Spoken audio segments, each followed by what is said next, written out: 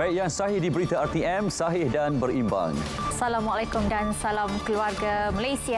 Berita perdana edisi Khamis 4 Ogos 2022. Saya Laurendra Fiona bertepaikan. Ya, dan saya Syahril Sarafuddin. Seperti biasa kita saksikan antara paparan utama malam ini. Tiada cadangan ubah dasar berkaitan ekspor ayam untuk pastikan bekalan tempatan terus stabil.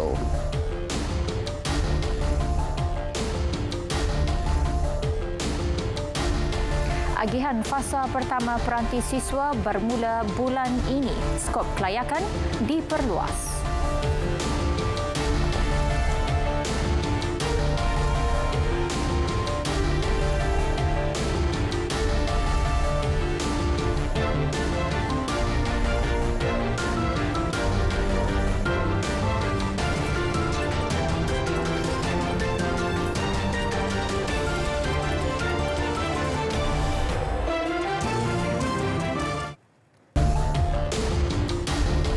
Malaysia dan Turki kini pada peringkat akhir rundingan perluasan skop Perjanjian Perdagangan Bebas MTFTA yang dimeterai 1 Ogos 2015. Perdana Menteri Datuk Seri Ismail Sabri Yaakob menyatakannya menerusi catatan di Facebook selepas menerima kunjungan hormat Menteri Luar Turki Mevlut Cavusoglu yang dalam lawatan rasmi ke Malaysia.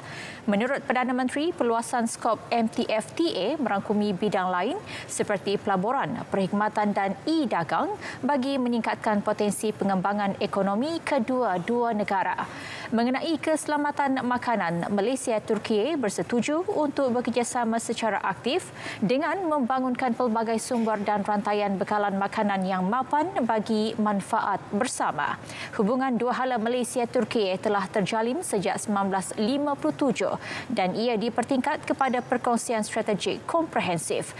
Jumlah dagangan telah meningkat sebanyak 74.2% daripada 9.74 bilion ringgit pada tahun 2020 kepada 16.97 bilion ringgit pada tahun 2021.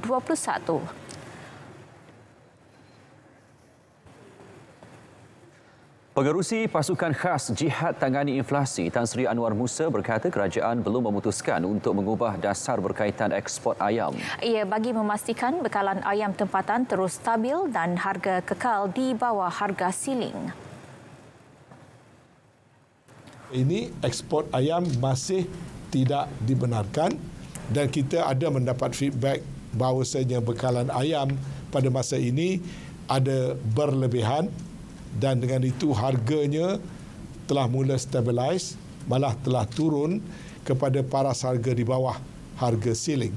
Namun kerajaan belum membuat apa-apa keputusan untuk mengubah dasar-dasar yang telah ditetapkan tersebut.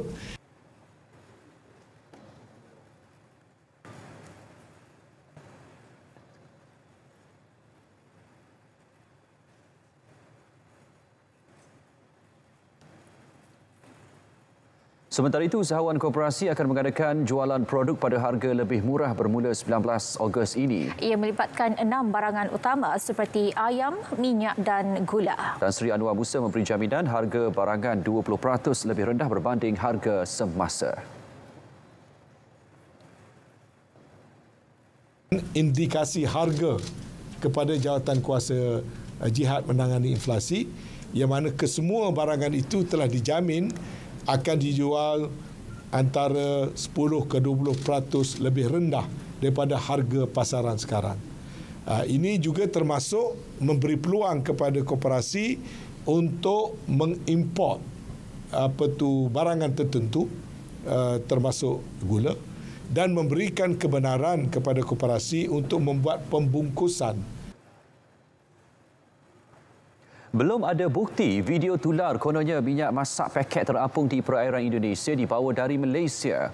Orang ramai diminta tidak buat andaian sehingga ada kenyataan jelas. Ya, Tan Sri Anwar Musa meminta yang menyiarkan video berkenaan tampil memberikan maklumat lanjut dan bukti sekiranya ia benar.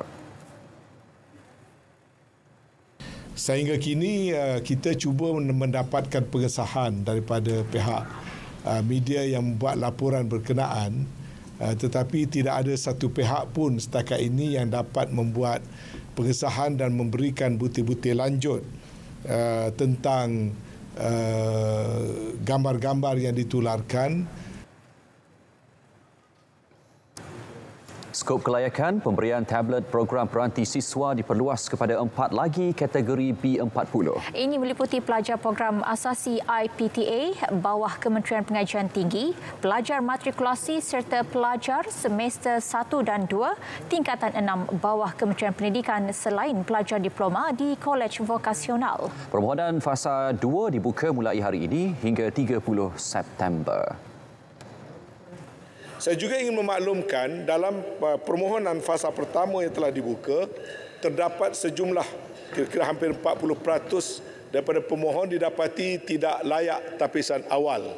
Untuk memastikan tidak ada yang tercicir, proses rayuan akan mula dibenarkan kepada mereka yang didapati permohonan tidak melepasi syarat permohonan secara online. Bagi membolehkan kes rayuan dibuat dengan cara yang lebih teratur, Kementerian mengambil keputusan untuk melibatkan kepimpinan persatuan-persatuan mahasiswa di universiti-universiti untuk membuat pengesahan-pengesahan, sementara bagi kes-kes rayuan pelajar-pelajar sekolah akan melibatkan pemimpin-pemimpin tempatan termasuk ahli-ahli parlimen. Dalam sidang media mengenainya, Tan Sri Anwar memaklumkan permohonan fasa 2 peranti siswa dijangka bakal memberi manfaat kepada lebih 60,000 pelajar. Roll out yang pertama akan dilaksanakan pada hujung bulan ini. Akan disempurnakan oleh Yang Berhormat Perdana Menteri, insya-Allah di UiTM Shah Alam, dan selepas itu akan disusuli dengan IPTA dan IPTS berdasarkan kepada kemasukan pelajar-pelajar di IPTA dan IPTS yang berkenaan pada sepanjang bulan September. Tan Sri Anwar turut memaklumkan jawatan kuasa perolehan memilih Samsung sebagai pemenang tawaran tender terbuka program peranti siswa. Syarikat Korea Selatan itu akan membekalkan tablet Samsung A8 LTE dan diedar mengikut zon iaitu Sabah dan Sarawak, Utara Tengah, Timur dan Selatan. Memberikan pemakluman bahawasanya proses perolehan peranti yang telah dibuka semula secara tender terbuka telah pun selesai dilaksanakan menjelang penghujung Julai 2022 berdasarkan kepada penelitian dan keputusan perolehan tender semula oleh Kementerian Kewangan. Justru itu, sukalah saya memaklumkan pada hari ini bahawasanya proses pemberian dan edaran peranti siswa akan dimulakan pada bulan ini.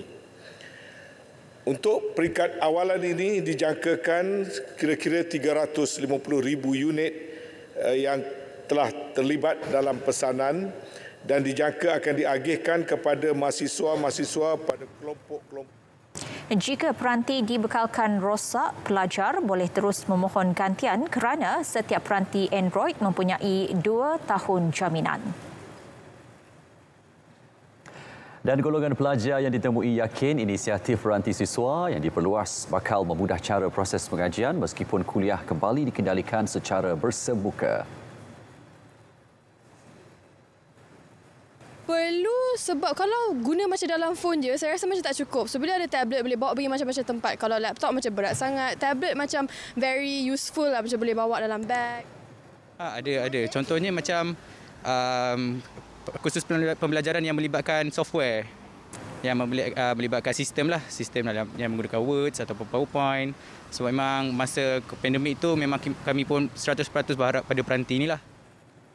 Sejak pandemik, memang sampai sekarang pun walaupun kita face to face, lecturer ataupun student lebih comfortable dengan menggunakan tablet ke phone ke, gunakan network lah untuk belajar, untuk Google, untuk search semua tu. So memang walaupun dah pandemik ke, dah okey ke, dah normal nanti ke, memang akan gunakan Google, internet semua tu kan. Nak bayar top up semua tu is like kind of mahal. So kalau boleh as a student kita orang akan dapat like a free wifi untuk kita orang guna, and kelajuan dia for kita nak buat research and nak buat assignment boleh mudahkan lah. Bagi golongan pendidik dan ibu bapa, harapan mereka adalah agar kemudahan yang diberi dapat meningkatkan literasi digital, namun perlu digunakan dengan penuh rasa tanggungjawab. Remaja atau kanak-kanak ini, remaja especially remaja yang bagaimana untuk mendapat pengetahuan dan menambahkan skill, soft skill yang boleh diperolehi through tablet ini. It's a good perantara yang terbaik lah untuk mereka mendapat maklumat selain daripada belajar dalam kelas. Sebab pengetahuan itu di hujung jari mereka je. Cuma orang kata perlukan juga penapisan-penapisan tertentu lah. Jadi kalau peranti siswa ni dikembangkan, orang kata bagus, tapi masih lagi memerlukan orang kata satu sempadan yang menghalang daripada pengaruh-pengaruh negatif sampai kepada mereka.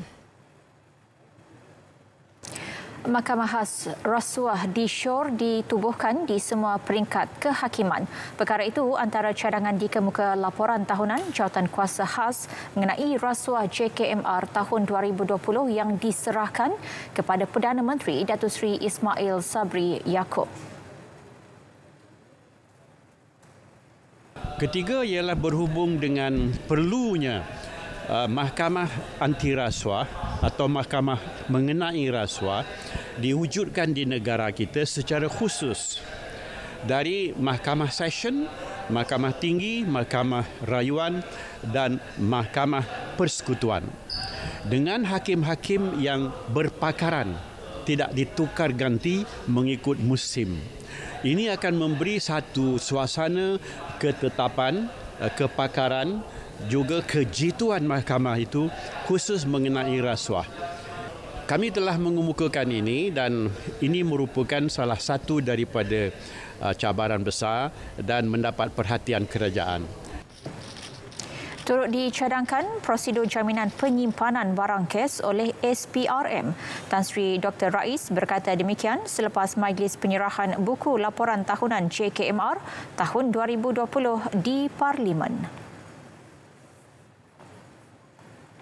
Draft laporan penambahbaikan ke atas laporan semakan berkala tapak Rizab Biosfera Tasik Chini telah disiapkan. Menteri Tenaga dan Sumber Asli Datuk Seri Taqiyuddin Hassan memberi jaminan ia akan dihantar ke UNESCO sebelum tarikh akhir 30 September depan. Saya yakin dan percayalah bahawa laporan yang kita akan buat dan tindakan yang kita akan ambil ini akan tidak akan menyebabkan status UNESCO Biosfera ini akan ditarik baliklah. Saya percaya perkara itu. Mengenai usaha pemeliharaan terbaru, beliau berkata kementeriannya akan menganjurkan program penanaman pokok secara besar-besaran di kawasan Tasik Chini dan sekitarnya dalam masa terdekat. Ia membabitkan penyertaan seluruh ahli parlimen dan adun Pahang. Tasik Chini berkeluasan hampir 7,000 hektar, merupakan tapak Rizab Biosfera pertama di Malaysia diiktiraf UNESCO pada 2009. Pelaksanaan program jualan lebih murah ataupun jualan murah keluarga Malaysia sudah hampir dimutamatkan konsepnya. Jumlah kawasan ditambah lagi, sekarang ini menjadi 639 yang akan berjalan serentak bermula pertengahan bulan Ogos sehinggalah ke akhir tahun.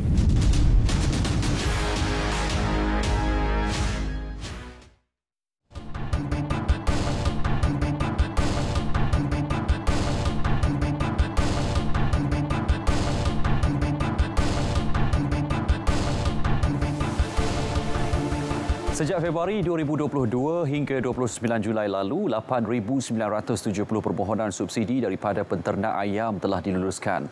Ia berjumlah 748 juta ringgit. Dalam hal ini, buat pertama kalinya, kerajaan telah bersetuju memberi subsidi kepada penternak ayam pedaging dan ayam penelur berjumlah 1.1 bilion ringgit secara keseluruhannya bagi meringankan beban penternak ayam. Pemberian subsidi ini bermula daripada 5 Februari 2022 dan akan berakhir pada 31 Ogos 2022 ini. Ketika menjawab pertanyaan Wakil Keluang Wong Shu Chi, beliau sekali lagi memaklumkan sekatan pengeksportan ayam pedaging hidup yang masih berkuat kuasa adalah bersifat sementara.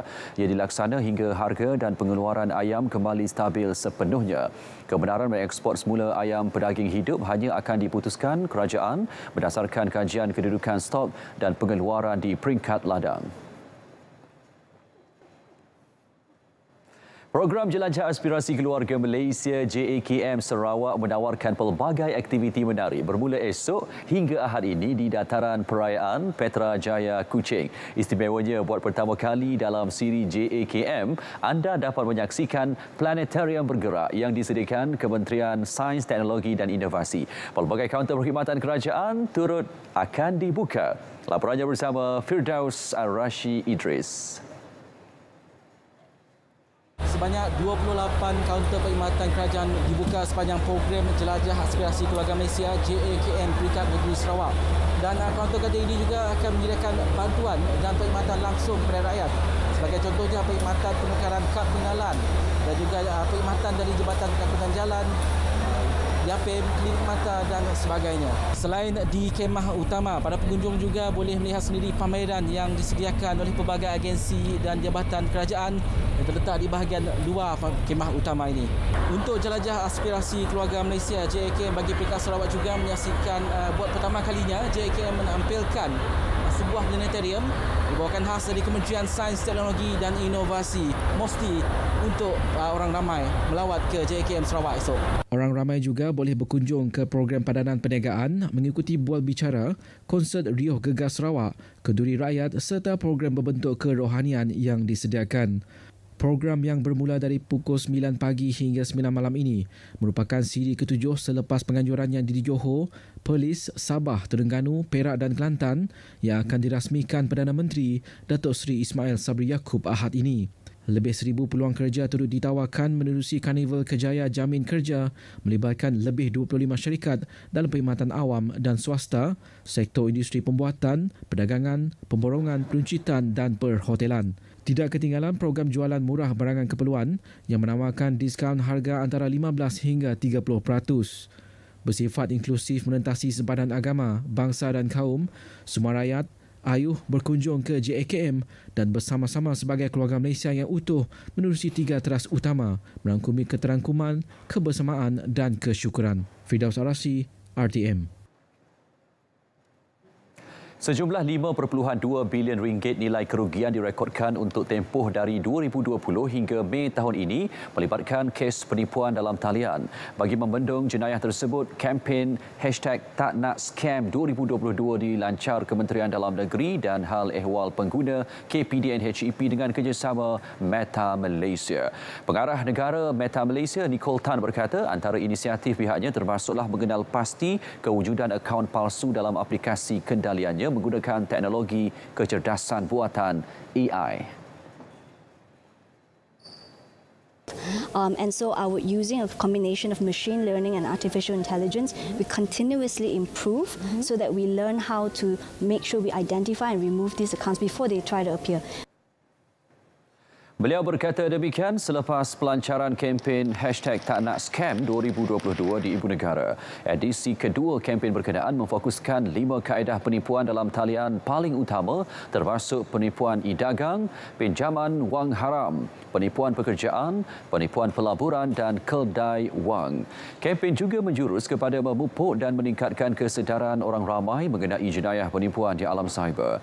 Sehingga 30 Jun, Kementerian Perdagangan Dalam Negeri dan Hal Ehwal Pengguna KPDN HEP telah menerima sebanyak 4,114 aduan melibatkan transaksi dalam talian. Sebanyak 24,265 tempahan diterima bagi keseluruhan model Pro 2 pada Julai. Meskipun pengecualian cukai jualan tamat 30 Jun lalu. Jualan bagi tempoh Januari hingga Julai juga memberangsangkan dengan peningkatan sebanyak 48.7% kepada 145,689 unit.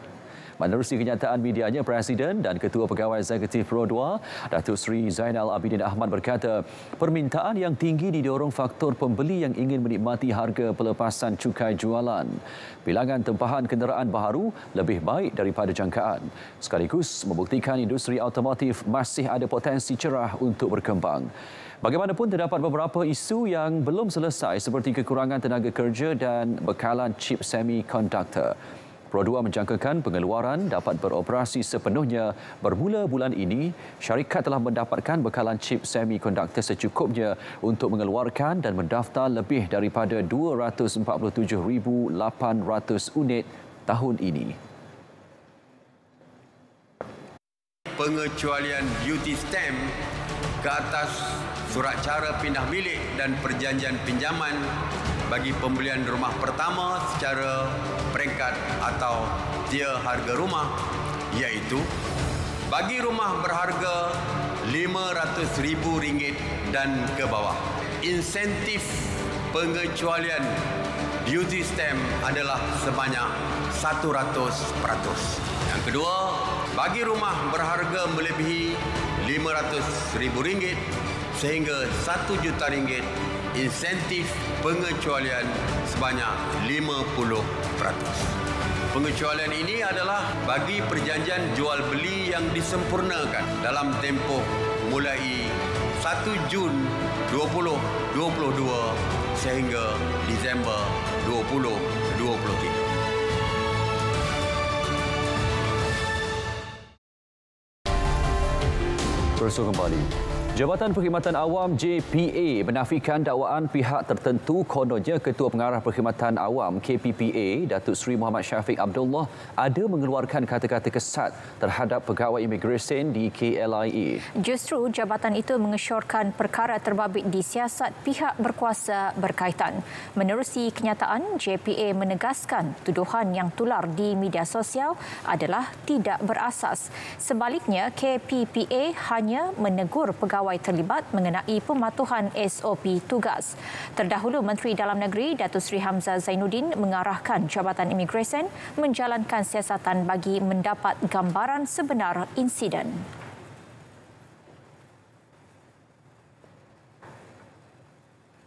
Memulihkan industri kreatif negara susulan pandemik COVID-19.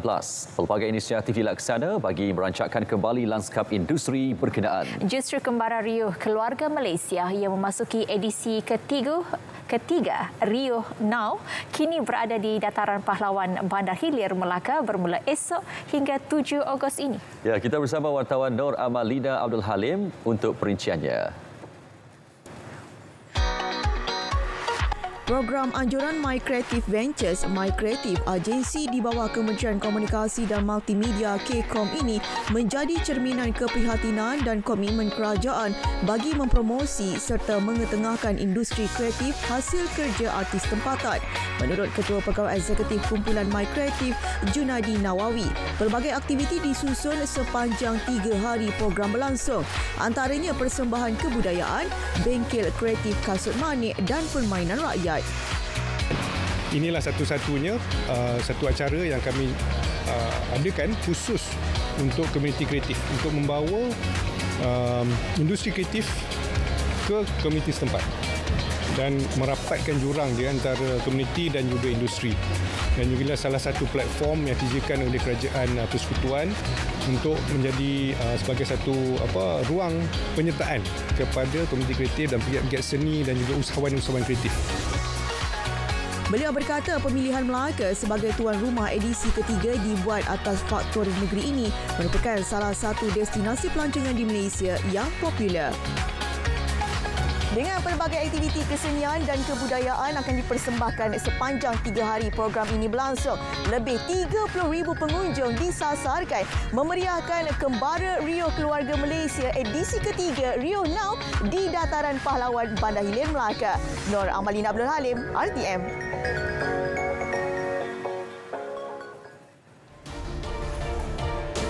Baik, seperti biasa, berita perdana kita akan teruskan dengan perkembangan sukan. Dan aktor Haji Amzah nampaknya sudah bersedia. Silakan.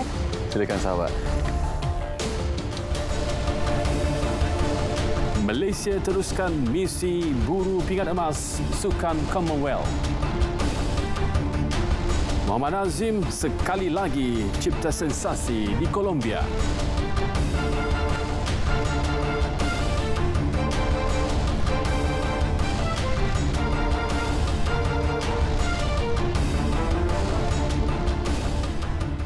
Assalamualaikum, terima kasih Syahril dan juga Fiona. Yang di Pertuan Agong, Al-Sultan Abdullah Riayatuddin Al-Mustafa Billah Shah menzahirkan ucapan takziah kepada keluarga mendiang bekas legenda beregu badminton negara Dato' Ong Boon Bee yang meninggal dunia semalam. Mendiang menghembuskan nafas terakhir pada usia 84 tahun akibat aneurisma.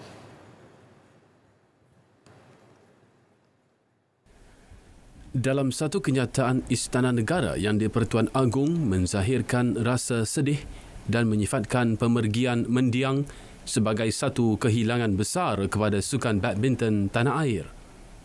Semasa era kegemilangan, mendiang yang berasal dari Ipoh Perak dan gandingannya Datuk Tan Yi Kan menjadi juara pada kali pertama mewakili negara pada kejohanan All England 1965. Antara kejayaan yang pernah dilakar mendiang dalam acara beregu lelaki ialah meraih pingat emas pada Sukan Commonwealth Edinburgh 1970, Sukan Asia Jakarta 1962 serta Sukan Asia Bangkok 1966. Upacara pengebumian akan diadakan di Nirvana Memorial Park di Ipoh pada Ahad ini. Perkembangan Sukan Commonwealth 2022 di Birmingham. Badminton, beregu campuran negara dan bowling padang menerusi acara pairs wanita dilihat berada di landasan terbaik bagi memburu pingat pada tamasya ini. Dalam saingan beregu campuran menyaksikan pasangan negara Tan Kiang Meng, Lai Pei Jing nyata tidak berdepan masalah bertemu pasangan dari Mauritius, Techraj Paltu, Ganesha Mughar untuk menang straight set 21-15, 21-8 dalam aksi pusingan kelaikan petang tadi. Kiang Meng Pei Jing beraksi selaku pilihan utama kejohanan, malah kejayaan menghadiahkan pingat emas dalam acara berpasukan juga mampu menjadi tonik terbaik untuk pasangan tersebut melakar kecemerlangan. Pada aksi pusingan ketiga nanti, Kiang Meng Pei Jing dijadual menentang sama ada wakil dari Australia atau Uganda bagi merebut slot ke suku akhir.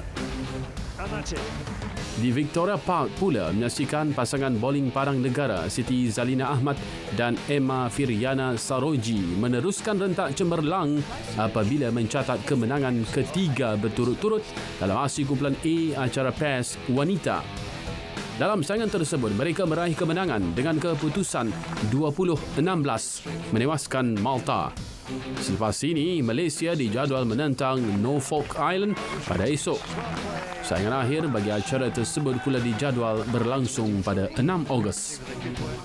Beralih ke saingan pimpong, pasangan beregu campuran negara Jevon Chung dan Karen Lin berjaya meraih kemenangan 3-1 menewaskan pasangan dari Australia. Dalam saingan tersebut, pasangan beregu campuran negara itu memulakan aksi dengan kemenangan 11-7. Namun tewas pada aksi kedua 9-11 sebelum bangkit pada aksi seterusnya 11-6 dan 11-6. Selepas ini, mereka dijadual menentang pasangan dari Afrika Selatan merebut slot ke suku akhir.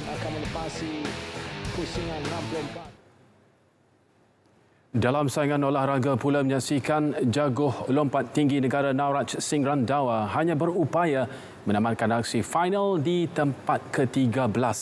Catatan yang dilakukan beliau juga tidak begitu baik apabila sekadar melepasi ketinggian 2.05 meter berbanding rekod kebangsaan miliknya 2.30 meter. Paling mengecewakan apabila Nauraj gagal pada ketiga-tiga percubaan melepasi ketinggian 2.10 meter sekaligus menjadi peserta yang pertama terkeluar daripada saingan.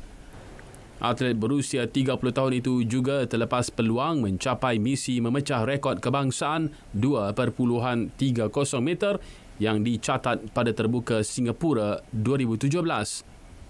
Pingat emas secara berkenaan dimenangi atlet New Zealand Hamish Kerr dengan lompatan 2.25 meter.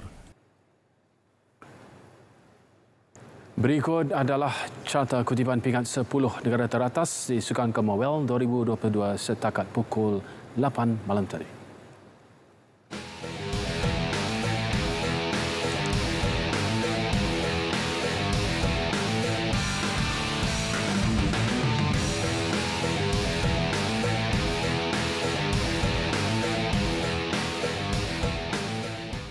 Baik, kita beralih ke perkembangan Sukan Universiti ASEAN di Thailand. Kecemerlangan kontingen Malaysia pada tamasya ini diteruskan menerusi atlet wushu negara Tan Chong Wan dan Tammy Tan Yu Ling. Chong Wan dan Tammy masing-masing memenangi pingat emas antara ganshu lelaki dan janshu wanita.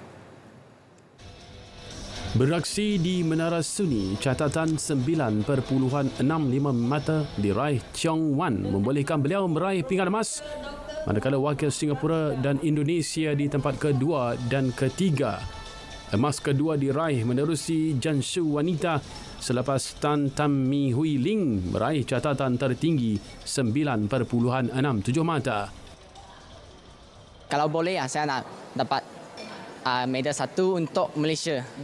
Untuk menaikkan Malaysia punya nama dan kita punya sokongan banyak semua. Sangat gembira dan sangat proud sebab boleh macam make Malaysia proud of us. So yeah. Nak terima kasih juga kepada KPT, APU dan semua kontingen Malaysia yang memberi sokongan kepada kita yang banyak. Selain wushu, silat juga berjaya menambah 1 pingat emas menjadikan keseluruhan pungutan pingat kontingen negara mencecah 45 pingat emas.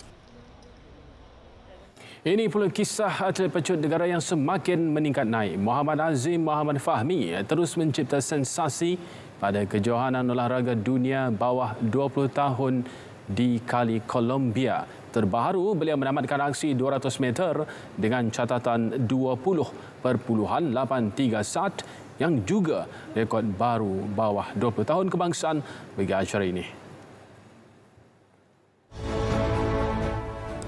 Lebih membanggakan, catatan bahasa itu juga semakin menghampiri rekod 200 meter kebangsaan yang ketika ini masih menjadi milik Russell Alexander Nasir Taib dengan catatan 20.771 dilakukan pada 2019.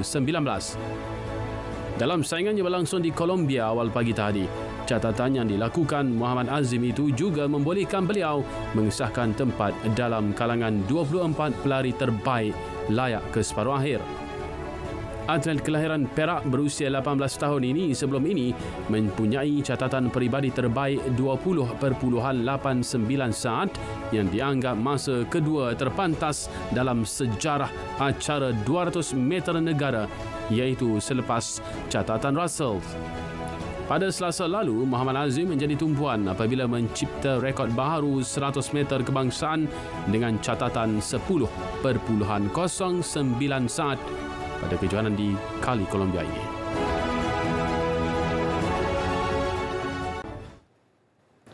Susulan kecemerlangan yang dilakar Muhammad Azim, sepengerusi jawatan kuasa Belia Sukan Komunikasi dan Multimedia Negeri Perak, Khairul Syahril Muhammad memaklumkan bahawa permohonan menambah baik trek balapan di Sekolah Menengah Kebangsaan SMK Gunung Rapat telah diluluskan oleh Kementerian Belia dan Sukan KBS.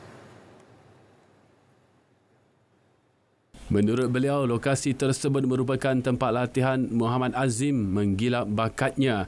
Keputusan itu juga dilihat mampu memperkasakan lagi sekolah kluster sukan tersebut bagi melahirkan lebih ramai atlet berbakat dan berpotensi besar dalam sukan olahraga.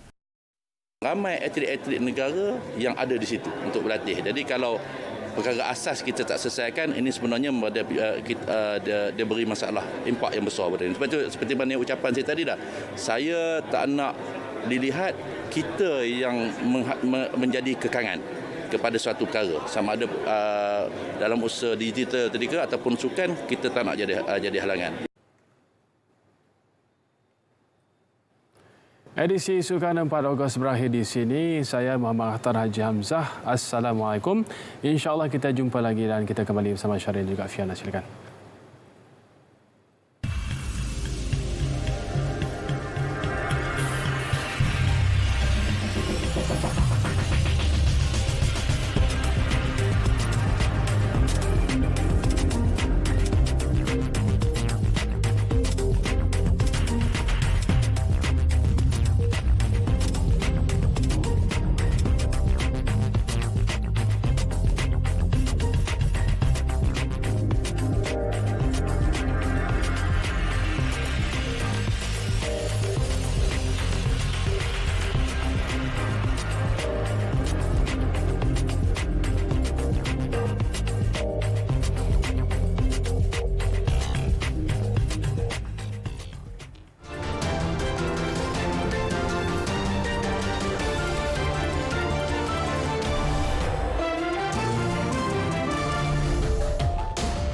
Masih bersama berita perdana. Baik, Fiona, agak-agak apa tindakan Fiona jika anak-anak tiba-tiba hilang ketika Fiona sedang fokus memandu?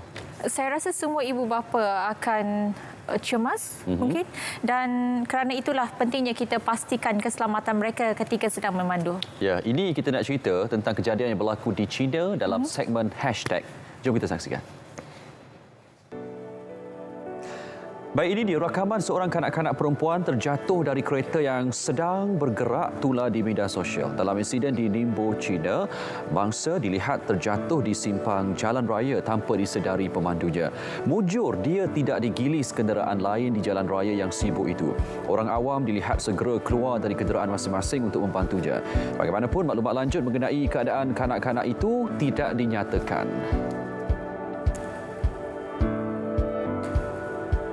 Di Chile, sebuah lubang benam berdiameter kira-kira 25 meter muncul di kawasan Pelombongan. Seorang pekerja yang mengawal tapak itu menemui luang terbabit apabila kembali bekerja selepas hujung minggu. Katanya tiada pekerja cedera atau terjejas akibat lubang berkenaan. Tapak berkenaan kini ditutup untuk siasatan lanjut. Baik, ini pula perkhidmatan kereta api di sebuah bandar tergendala apabila seekor kura-kura seberat 50 kg berada di tengah landasan baru-baru ini. Insiden di Cambridge, England itu menyebabkan perkhidmatan 3 kereta api tergendala. Kura-kura bernama Clyde dikatakan mengalami kecederaan ringan selepas dilanggar kereta api. Haiwan itu bagaimanapun telah diserahkan kepada pemiliknya untuk tindakan lanjut.